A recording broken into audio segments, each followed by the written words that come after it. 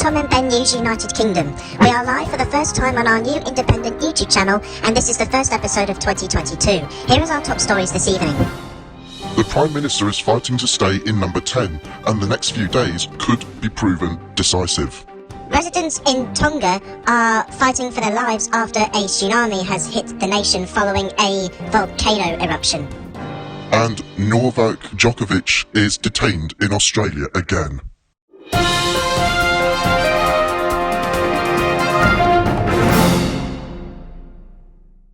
But first, there's breaking news tonight that the US actor and comedian Bob Saget, best known for starring in the sitcom Full House, has died suddenly, aged 65, his family has announced.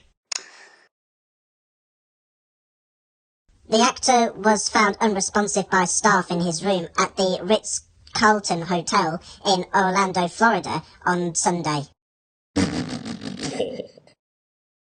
Officers from the Orange County Sheriff's Department arrived after a call from hotel staff and pronounced him dead at the scene.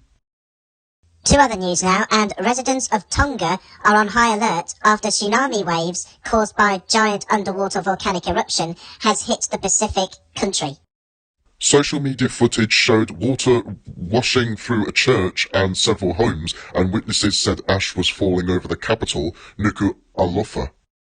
A tsunami warning sent residents scrambling to higher ground. The eruption of the Hunga Hapai volcano was heard across the South Pacific, reportedly as far as New Zealand and Australia. Senior Conservative and former Minister Tobias Ellwood has told the BBC that Boris Johnson must lead or step aside. Mr. Ellwood, who chairs the Defence Select Committee, said we need leadership following reports of parties being held in Downing Street while COVID restrictions were in place. It comes as hundreds of angry constituents contact their MPs. The government has urged people to reserve judgment until senior civil servant Sue Gray's inquiry is finished. Prince Andrew's lawyers want to question a psychologist who treated the woman accusing him of sexual assault, claiming she may suffer from false memories. Court documents show they want Virginia Giuffre's husband, Robert, and psychologist Dr. Judith Lightfoot to be examined under oath. Prince Andrew has repeatedly denied the allegations. Tennis world number one Novak Djoković has been detained in Australia ahead of a court hearing that will determine whether the unvaccinated tennis star can stay in the country. The Serbian tennis star faces deportation after his visa was cancelled for a second time, with the government labelling the 34-year-old a threat to public life. Djokovic is still scheduled to play the Australian Open on Monday in Melbourne, Victoria. And Australia say that they are a democracy here. I think, personally, they're trying to be a dictatorship by what I'm seeing.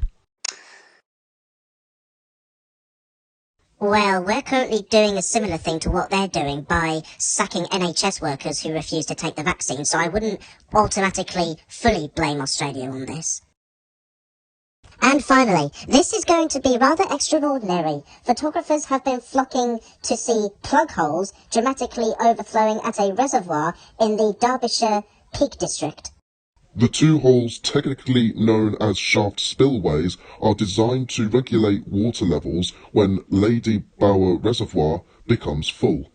The excess water flows away into the River Derwent downstream. The high water levels are most likely down to the recent wet and snowy weather in the surrounding hills.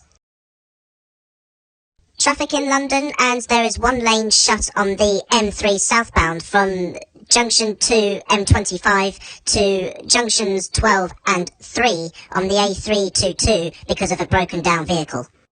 Weather in London, showers and top temperature is 6 degrees and a low of 4. Tomorrow it will be partly cloudy, top temperature of 9 degrees and a low of 1. That is it for our first ever news bulletin on YouTube. We would like to thank you for watching, and we would also like to thank everyone who has been involved with us over the past 7 years for making something like this possible. In the meanwhile, please subscribe, follow us on our Facebook page, and we shall see you in 2 weeks.